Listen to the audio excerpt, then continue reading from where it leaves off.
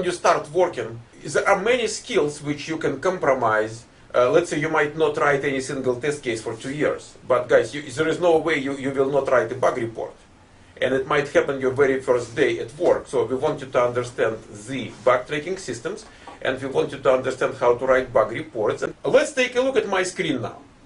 On my screen, you are seeing the survey kind of summary screen. And here is question number 1. Let's go question by question, because they are either typical interview questions or kind of close to that. So the first one says, what fields tester fills out in a bug report? The subtle detail here is, it's not talking about fields of a bug report form. It is talking about fields which tester fills out. Certain fields tester will not fill out. So other people will do that. So bug report ID, guys, bug report ID, it is very rare for a tester to type in bug report ID. Normally bug report IDs are generated by bug tracking system. You just say new report and it comes with a number. Or in element tool, the one which we are using so far, when you save the bug report, it comes up with number. So bug report ID is not what testers normally do. It was a provocative question. Steps to reproduce, obviously. When you write a bug report, a developer should know how to reproduce the bug, because otherwise developer doesn't know what you are talking about and cannot fix anything. So, and we have 100% response here, guys. It's amazing. Severity is how bad is the bug, and normally we have 4 levels of severity in most of the bug tracking systems. Could be 6, could be 10, could be God knows any number. But from the practical kind of standpoint, we have 4. The first one is critical, the second one is serious, then we have minor, and the number 4 is not really a bug, it's a suggestion, it's an enhancement. Testers come up with lots of enhancements, lots of ideas how to make things better. So in most of the systems we have 4 levels of severity, and severity is exactly what we have to do. So that 100% is, I like it a lot. Then priority. Guys, priority is not our business. So we have 30% of people saying tester will do priority. No way. When we talk about bug life cycle, it comes to tester finding a bug. Okay, we find a bug, what's next? Next, you write a bug report. Who is the first person to see your bug report? Some people say QA manager. Guys, if as a QA manager I have to look at all your reports, I would rather get another tester. I don't want to look at your reports. So you write a bug report, and the first person who looks at your report is the person who makes the decision of who is going to fix the bug. If you start identifying that person by title, and lots of people do that, it's wrong. You cannot really be sure, because it might be development manager. Let's say if you look at my experience, it was always development manager. In some companies I know, it is a project manager, and we do not want any discussions on what is the title of that person. Guys, it doesn't matter. The only thing which matters is there is someone who assigns work to developers, and it is not you. And the person who assigns that work, he says, okay, you're going to fix it, and here is the priority. You will see one more field here. It says assigned to. Assigned to says you fix it. A tester normally cannot make a decision like that. I mean, under certain very rare circumstances, I can say, yeah, it is possible. But the probability of you being in that position is maybe less than 1%. So there is a person who does assigned to and who does priority. Normally it is the same person. Then we are looking at reported by. Guys, reported by is generated normally by the system. When you say a new bug report, you push that menu item or whatever folder tab, and to say you are writing new bug report. In order to be able to do that, you have to log into the system. The system knows who you are. So bug tracking system does not need you to say it's me reporting the bug. They know. So 84% said reported by is what tester will fill out. I think probably you misinterpreted a little bit the question. You were thinking, is it important field, but you didn't pay attention to who fills it in. It is a very important field, but it's not done by testers, guys. Assigned to, we just discussed, so it will be done by same person who does priority. And priority normally would be, let's say, high, medium, low, 3 levels of priority. Could be different from that. Short description, we have 100% of people saying short description. Guys, I'm really happy about that one, because, or title, another name for short description is title. That is always in the bug report, and that is always what you do. And then we have expected result. Here, guys, we run into a very interesting discussion. If you look at the bug reporting form, for example, element tool bug reporting form, there is no field for expected result. There is no field for actual result. But when you write a bug report, what is the idea of bug report? You come to the problem, you point to the problem. Sometimes, not always, you have to say, okay, here is what happened, but what really should happen is that. So, directly or indirectly, you might be talking about expected result and actual result being different. It might not be directly talking, it might be not even indirectly talking, but it might be somewhere in the air. But the very idea of error suggests that there is something we want and something, and it didn't happen. So even if you don't even think about that, you still point to the problem. And that problem is somewhere in the atmosphere. There are two different schools of thinking about it. Some people think, look, if there is a bug report and there is a problem, why don't we say directly, here is what should happen and here is what happened instead. In most of the bug reporting systems and most of the teams where you will work in QA, it is not going to be like that. So most of the people, most of the groups, they just point to a problem. They do not say, that is what we expected and that is what happened, because number one, it takes more time. Number two, unless it is obvious, So in most of the cases, it is obvious. So the expected result is obvious to people who are heavily involved in development and testing, so we don't have to mention. So when I look at your answers, that is my thinking. So there is something I'm happy about, and that is you understand the importance of expected result, and you understand the importance of actual result. But again, you might not pay attention to the bug reporting form and the fields in that form. So expected result and actual result mostly are in the kind of virtual world, not in the format of the bug report.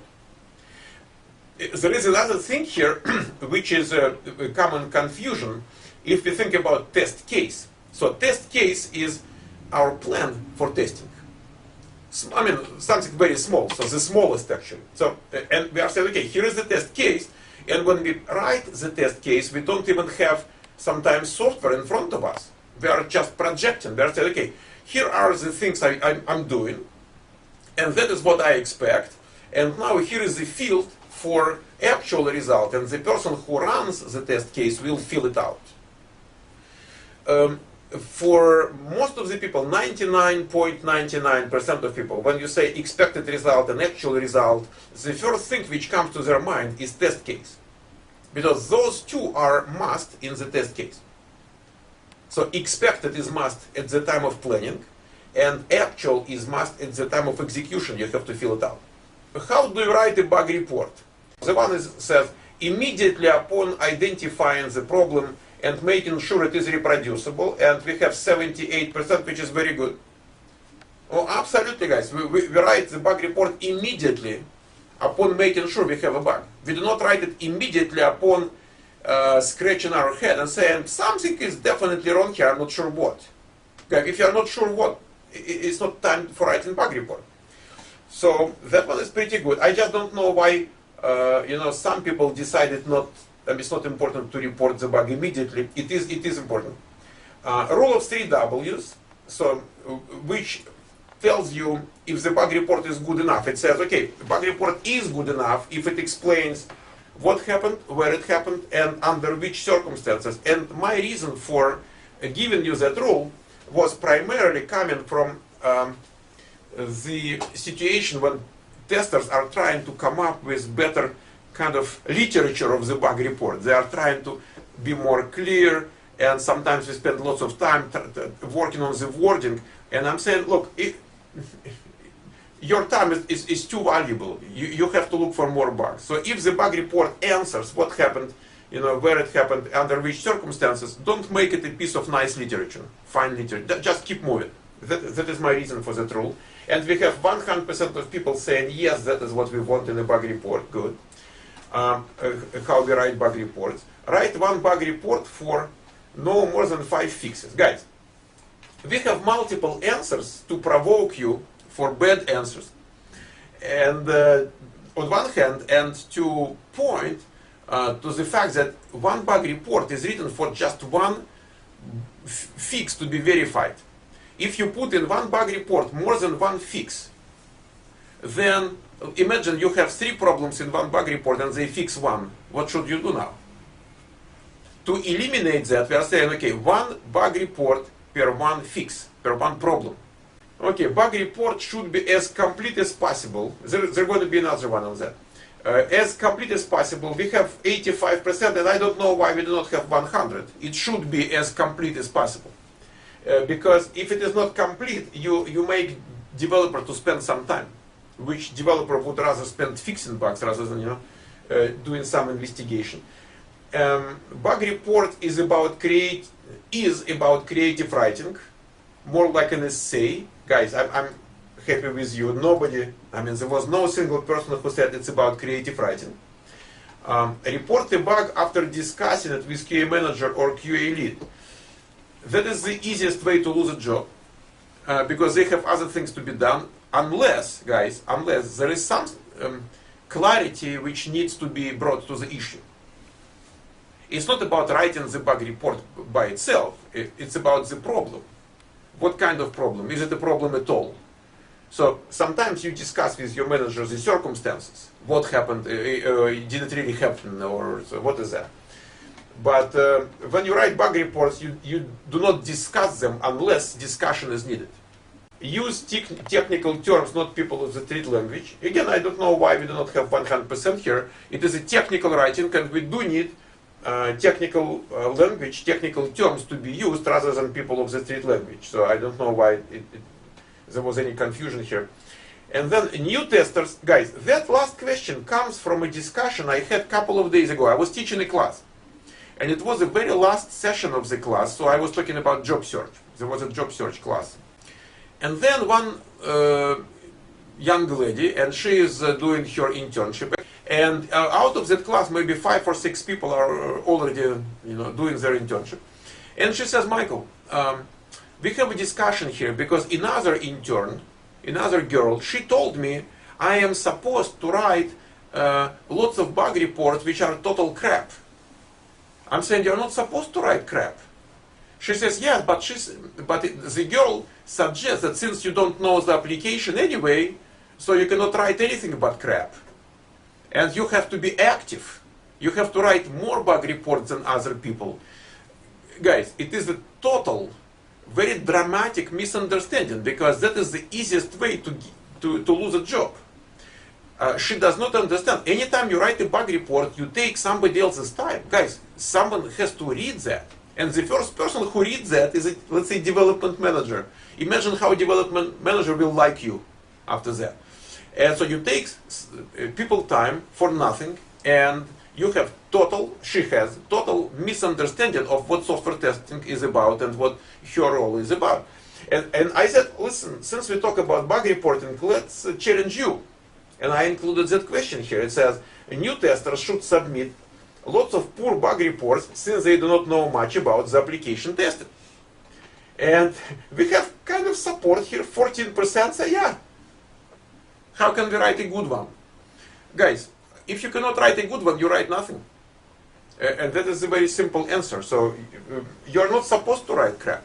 And be careful, because especially when you start working, guys, you do not want to expose yourself to such a miserable position in the company.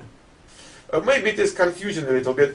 Obviously, you do not know much about the product at the very beginning, which does not mean you have to write bug reports having no idea what you are writing.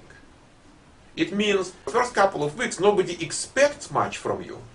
In terms of bug reports, they expect you to learn, to progress in that.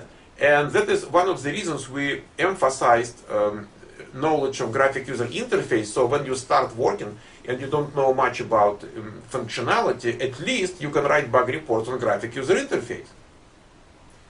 So it is a total defeat of what we teach in the school. We are saying, first time, people do not expect much. And she says, yes, they expect a lot and they expect crap. Not even close. What is the single most important field of a bug report form? Guys, that is an interview question. It came to our list from actual interviews. A single most important field of a bug report form. The question by itself is very provocative because a single field in the form is nothing. I mean, you cannot have a bug report in a form of just one field. But the idea of the question is, okay, if you have to keep just one, which one would you keep? So we have different opinions here. One says bug report ID. Okay, to analyze, let me ask you a question. So when you write a bug report, what is the ultimate goal in writing bug report? Why in the world you write a bug report? What do you want to achieve? Fix it, yes. From the perspective of fixing the bug. Let's imagine you report a bug report. You are saying bug report number 75. Who is going to fix that? I mean, really, is it possible to fix the bug if all you know is just a number? No. So bug report ID obviously is not the most important one. Then we have priority. Guys, priority is important. And the severity is important. And altogether we have 20% of you, over 20%, saying either severity or priority. But it is not the most important. You might say, you know what, something happened, it's real bad, but I'm not telling you. Yeah, go fix it. Then we have two candidates. We have steps to reproduce and short description. Short description is something nice. It gives people an overall idea of what happened, but it is not supposed to be good enough to reproduce the bug. So the only field which allows developer to fix it. It's not going to be convenient at all. But the only field which allows developers to fix it is steps to reproduce. Okay, keep moving. How can a tester be sure that bug was fixed? We have some provocative answers and some which are exactly what tester is going to be doing. So it says repeat the steps of reproduce in the bug report. Absolutely. Guys, sometimes we have to verify bug report fixed, which we didn't write ourselves. So let's say manager says, you know what, why don't you go and look at somebody else's bug reports, help him. And you start reading somebody else's bug reports. How do you know if it is fixed or not? It's not even you who wrote that. You just follow the steps. That is exactly how you make sure the bug is fixed. You follow the steps. Then we have a couple of more answers here.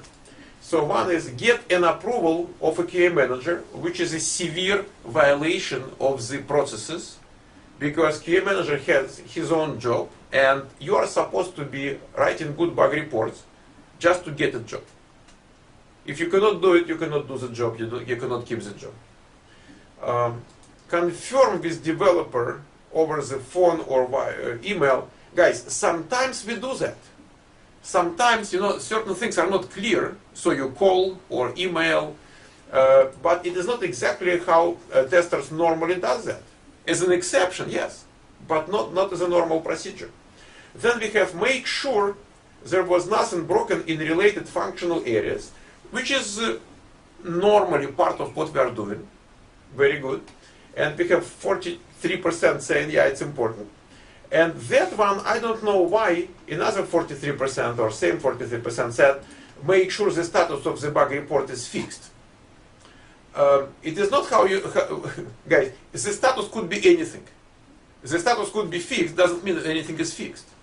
So, it is not a part of the procedure. Unless the status is fixed, you will probably not know the bug is fixed. But it is not something you have to go and make sure. It's a part of your thinking, and it's a kind of something you take care about. Not really. It just happens. In the background, you never think about. Who can change severity in previously reported bugs? Who can change severity? Severity is something testers provide, not priority. Severity. So who can change severity? Whoever has more rights than you do, guys. Not developer though. A QA manager can change severity, absolutely. A tester can change severity, absolutely. There was a discussion we reconsidered, and so I can change it. Developer cannot, guys. Developer cannot change it. Then development manager, absolutely. Development manager can change even priority. So he obviously can change severity. Marketing manager, business analyst, yeah, so good. Again, everything is possible under the moon. So let's say in that specific company, they allow business analysts to do that. But it is rather abnormal than kind of typical for software development organization. How many errors can testers submit on one problem report? Okay, now guys, we have choices.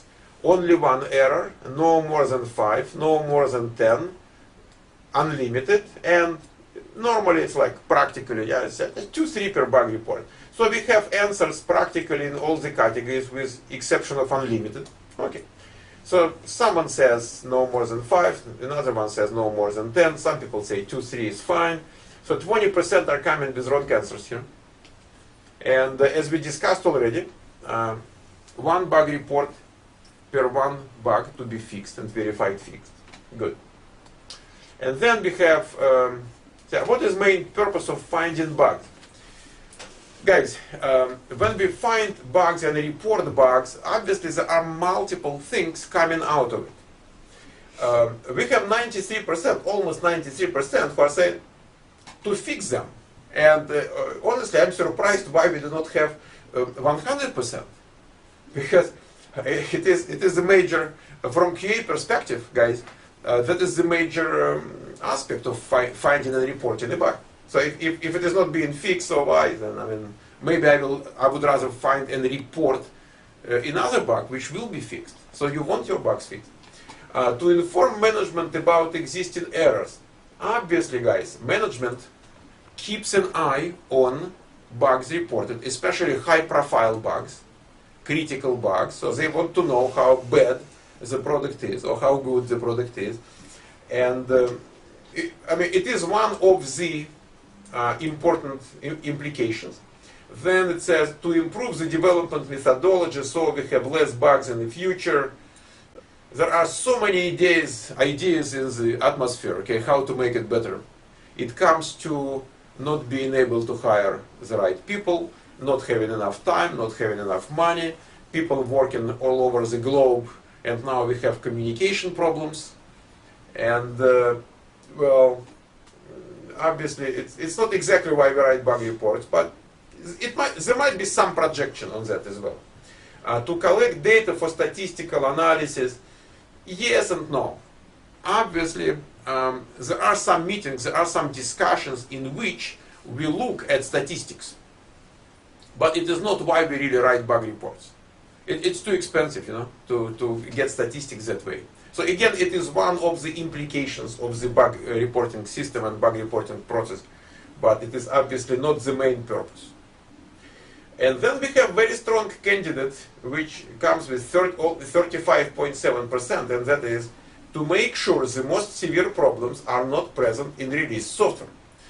Guys, if the most severe problems are the main issue, why in the world we report problems which are not severe at all? Why would we report minor problems? Why would we report, serious problems? Why don't we report just crashes? And by the way, in some companies, they will tell you, listen, unless it is a crash, don't even bother reporting. So it exists in the real world, but it is relatively rare. So some companies are kind of on the very edge of survival. They cannot really talk about high quality software. They just want to survive. They just need to come up with something, get another round of financing and survive for another 3 months or 6 months or 1 year. There is one discussion here which I want you to kind of be part of. In today's world, software cannot be quality software unless we are in a very narrow niche. Sometimes software is mission critical, so it might be of military usage, or it might be involving human life, or let's say medical devices or medical applications, environmental, something real critical. So if something happens, it's going to be millions or maybe human lives and this and that. So otherwise, if you look at web applications, simple basic web applications, something which everybody is using every day, that software is supposed to be of a very low quality. Why it happens? Let's say you put $1 million and, let me write it here. So let's say you make an investment of $1 million and let's say invest. And as a result of that, we have return. And our return is, let's say we are lucky, and it is positive. Guys, we are lucky because most of the people will probably lose money that way. And let's say we made $1.2 million. Huh? How do you like that? So we have 20% return on investment.